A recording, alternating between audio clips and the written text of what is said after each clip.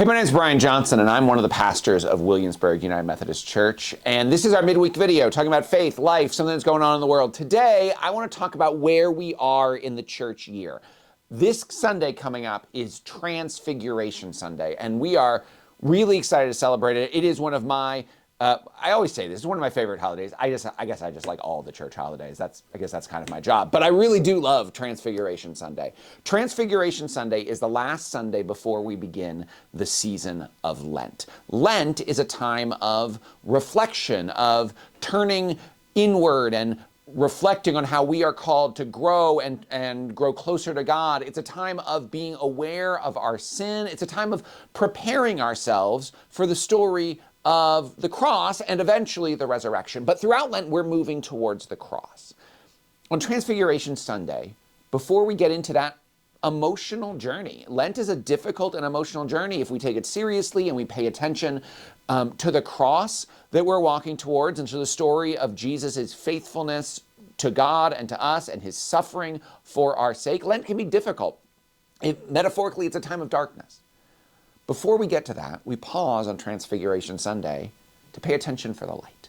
We pause on Transfiguration Sunday to see a glimpse of the one who is resurrected on Easter. We pause before we go on that journey to find out how God is at work and who the Jesus is who takes that long walk through the darkness so that we can trust that he will make it through that journey, that we can trust that on the other side of that journey, there's hope and resurrection. This is actually how the Transfiguration functions for the disciples. Jesus takes them up on the mountain before they begin their journey to Jerusalem, kind of as a glimpse of who he is. He encounters, he goes up on the mountain with his inner circle, Peter, James, and John, and he's overshadowed by a cloud, and these important figures from the history of their people, the history of the people of Israel, Moses and Elijah show up, and there's this voice from heaven, the same voice that spoke at Jesus' baptism, declaring Jesus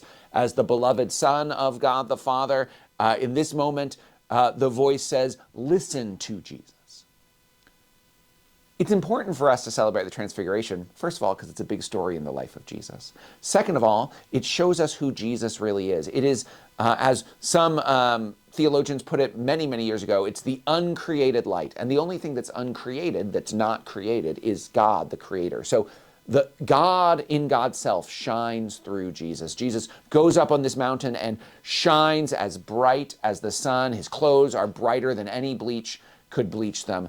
And you might notice that I don't know if you hear it, my dog's in the background. He's visiting with me today. We're having a great time. He found a stuffed animal behind me. Anyway, he goes up and he visits, that the visit is the dog. Hold on, refocusing. Jesus goes up on the mountain and he is transformed. Light shines that is unimaginable. The light of God in God's self shines for the world to see. This is a live shot and it's really exciting. So when we see that light shining, it is a reminder of who Jesus truly is. Jesus is the one who is God with us. Jesus is the one who, even in the darkest moments, shines with God's own light and love. And so as we go through the journey of Lent, we are reminded that when we get through to the other side, the light of God will still shine. We are reminded that when we are overwhelmed by darkness, the light of love sustains us. We are reminded that no darkness can overcome the light that is God in God's self. So I hope that you'll be with us on Transfiguration Sunday.